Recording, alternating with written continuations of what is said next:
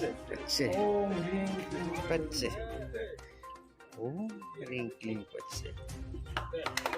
Jai apa berai batuni? Jai.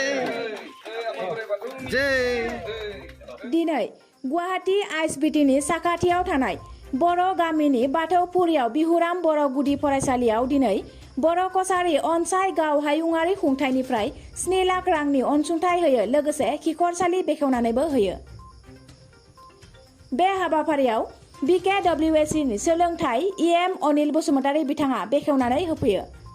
बेजों लोगोसे ओरैबायदि फोरमायोदि भेन्सार फरायसालिफोरखौ सरकारि खालामनो थाखाय सावरायनाया सोलिगासिनो।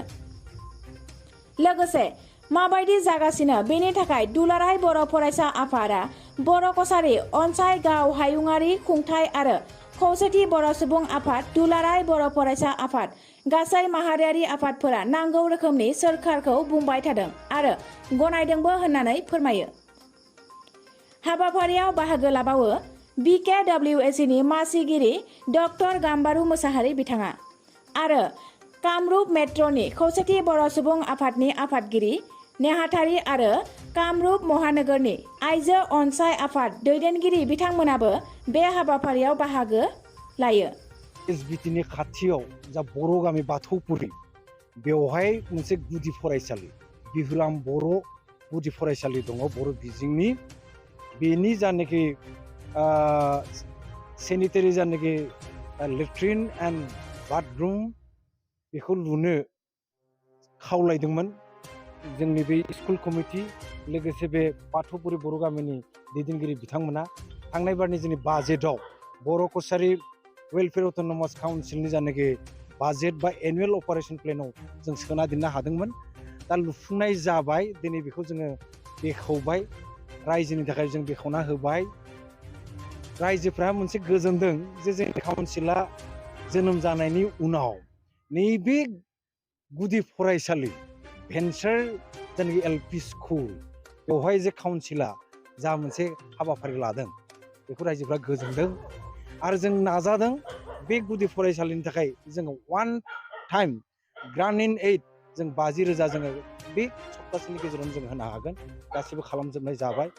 लोगोसे बे गुदि फरायसालिनि जानाखि स्टुडेन्टफोर जोंनि जानाखि सोलोंसा बिथांमोननो जोंनि जानाखि फरायसा फरायसुलि बिथांमोननो जों वान टाइम इनसेन्टिभ स्कलारशिप बायदि जों होनायनि प्रसेसखौ इतिमধ্যে लादों आरो बेबो थाबैनो ओंखारगोन खिन्थु 50,000 जानाय ग्रान्ट इन एइडआ इतिमধ্যে जाबाय चेक इस्यु जाबाय जों खम समनि गेजेरावनो बेखौ जों रानफैगोन।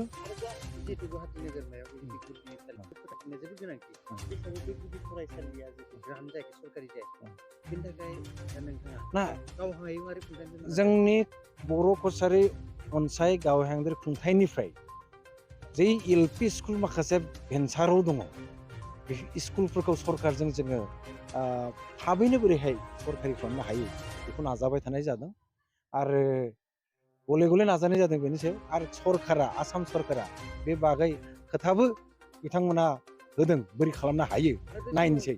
बर' बिजोंनि गुदिनिफ्राय लानानै गोजौ फरायसालि मुलुगसोलोंसालि बर'नि सोलोंथाइनि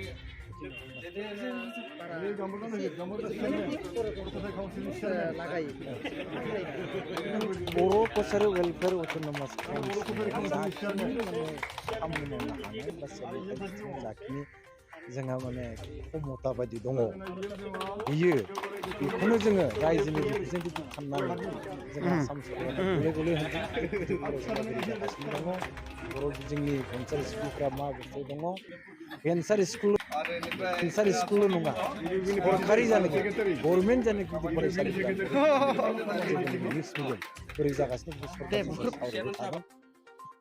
दुलाराय बर' फरायसा आफाद बर' साहित्य सभा बर' कसारी वेलफेयार अट'नमास काउन्सिल लोगोसे माने दुलाराय बर' आइजो अनसाय आफाद जोंनि जानाखि अल बड' प्राइमारि टिचार एस'सिएसन जों गासै खौसेथि बर' सुबुं आफाद जों गासै जोङो नाजाबाय थादों सरकारनाव जोङो बेखौ नांगौ रोखोमै बुंबाय थादों आरो सरकारा खोनासंदों।